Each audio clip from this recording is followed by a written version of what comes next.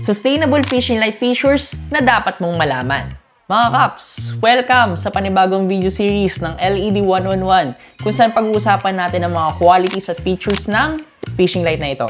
Lagi namin sinasabi sa mga videos namin, sa mga contents namin ng LED 111 ay sustainable. Pero paano nga ba? Una, dahil yan sa technology ng LED lights, pwede ka rito makasave ng up to 50% ng cost mula sa diesel consumption. Instant ito nagliliwanag, hindi na kailangan pa ng stabilizer. Ang nangyayari ay mabilis ang load ng generator kaya nagiging mababa ang consumption sa diesel. At lastly, meron itong tibay na kayang-kaya mong asahan dahil hindi ito kagaya ng mga metal halides na kapag nasira, idinidispose na. Meron tayong available spare parts para kung sakaling masira, easy lang ang pagpalit ng mga parts at lalong-lalo na para sa inyong maintenance. Kung gusto mong alamin ng mga tibay qualities nito, panoorin ang next episode ng